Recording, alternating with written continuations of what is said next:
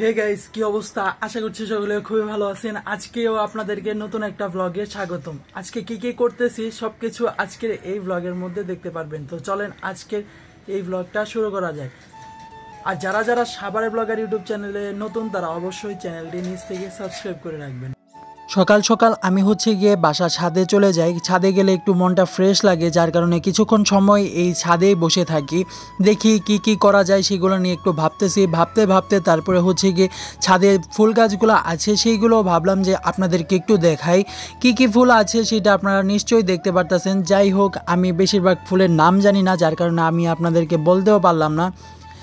গাছপালা দেখলে মনটা ফ্রেশ হয়, তার কারণেই আর কি গাছপালা দেখতে এসেছি ছাদের মধ্যে। এবং মিষ্টি আবহাওয়া, মানে রোদ একটু, যেটা দেখতে এবং উপভোগ করতে খুবই ভালো লাগতেছে।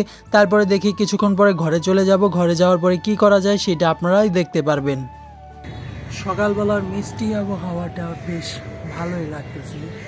আপাতত এদিকেই বসে থাকি, দেখি কি করা যায়।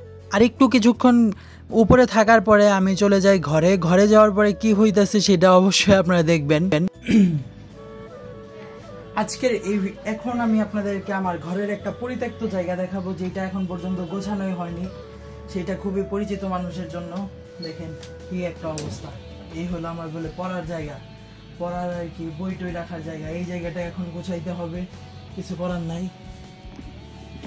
যেহেতু এরকম একটা হালচাল করেই ফেলছি, তাহলে তো এখন আর কিছুই করার নেই। এখন এই জায়গাটায় আমার পরিষ্কার করতে হবে, দেখি কি কি করা যায়।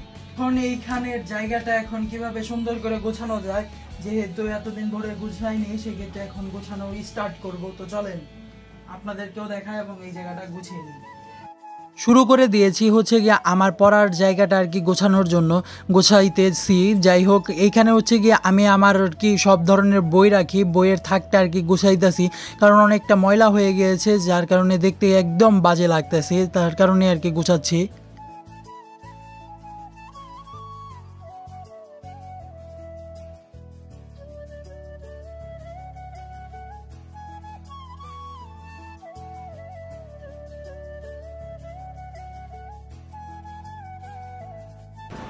পুরো গরমে ঘেমে গেছি এই জায়গার কাজটা করতে করতে। যাই হোক, এখন মোটামুটি দেখতে খুবই ভালো লাগতেছে।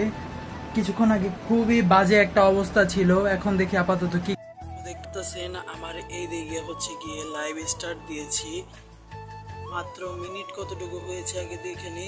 1 মিনিট হয়েছে, এখন পর্যন্ত কেউ জয়েন করেনি। এখানে স্ট্যান্ড বরাবর ফোন রেখে দিয়েছি। তারপরে দেখি মানুষজন আসুক, সবার সাথে গল্প গুজব করবো আর কি। তো যাই হোক, আপাতত লাইভ করতেছি। টাইগার মানে কি? বাঘ। টাইগার মানে কি? বাঘ। এই যে টিতে টাইগার, টাইগার অর্থ বাঘ। টাইগার বানান TIGER, টাইগার। টাইগার মানে কি? বাঘ।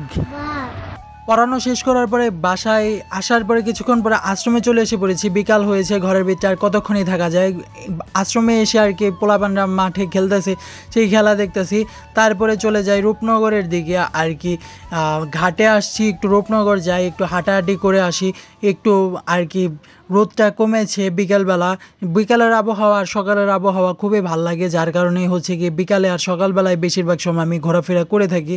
যাই হোক, আপনাদেরকে নদীর সৌন্দর্যটা দেখাইতে দেখাইতে আমি রূপনগরের দিকে চলে যাইতেছি। আর আজকের ওয়েদারটা খুবই সুন্দর, যেটা ভালোই লাগতেছে দেখতে। আকাশটা বেশ সুন্দর লাগতেছে। এরপরে গিয়ে আমি রূপনগরে চলে এসে পড়েছি।